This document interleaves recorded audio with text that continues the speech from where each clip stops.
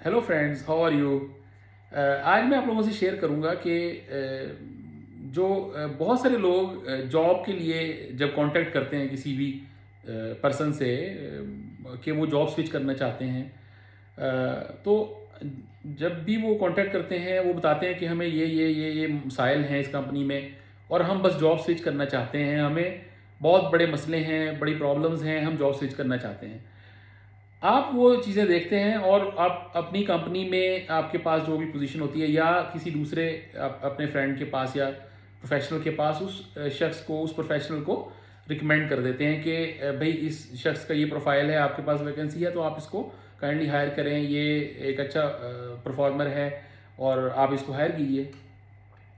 अच्छा, अब होता ये है कि आप जो शख्स की प्रोफेशनल की हायरिंग वहाँ पे करवा देते हैं, अपनी कंपनी में उसको रिकमेंड कर देते हैं या किसी दूसरी जगह उसको प्लेस करवा देते हैं। जब आप उसको प्लेस करवा देते हैं तो वो जो शख्स है वो क्या करता है कि वो अपनी जो एग्जिस्टिंग कंपनी है वो उसके साथ नेगोशिएशन शुरू कर देता है कि जनाब मेरे पास तो ये ऑफ़र है और ये पोजीशन है, ये ऑफ़र है, मैं अब जा रहा हूँ। तो वो जो कंपनी है वहाँ से वो नेगोशिएट करना शुरू कर देता है और उस जो दूसरी कंपनी जहाँ उसने जाना होता है, जहाँ पे आपने उसको रिकमेंड किया होता है, वहाँ पे वो नहीं जाता और वो जो एग्जिस्टिंग कंपनी है उसके साथ नेगोशिएट करके अपना पैकेज बढ़वा लेता है, अपना पैकेज इंक्रीज़ करवा लेता है और आपको जो है वो एक किस्म का बीट्रे कर देता है।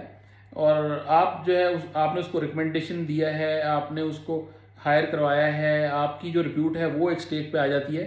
तो काइंडली जो ऐसे लोग हैं वो उनसे होशियार रहें। और दूसरा, जो ऐसे लोग ये काम करते हैं उनकी एग्जिस्टिंग कंपनी में भी कोई वैल्यू नहीं होती, क्योंकि वो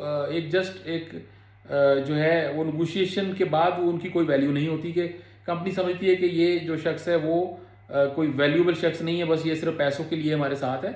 और जो प्रोफेशनल वर्ल्ड है जहाँ पे जिस भी शख्स ने आपकी आगे हायरिंग करवाई होती है, वो जो शख्स है उसकी जो रिकमेंडेशन है उसको भी कंपनी में एक शर्मिंदगी का सामना करना पड़ता है कि भाई आपने एक बंदे को रिकमेंड किया, उसको हायर करवाया और वो बंदा जो है वो हायरिंग के बाद नहीं आ रहा।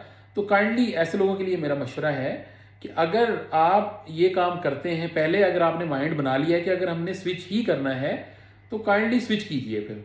और दूसरे जो शख्स है उसको जो है वो उसकी जो एक स्टेक है कंपनी में उसको दाव पे ना लगाएं, उसकी रिप्यूट जो बनी हुई है उसको दाव पे ना लगाएं अपने मुफाद के लिए।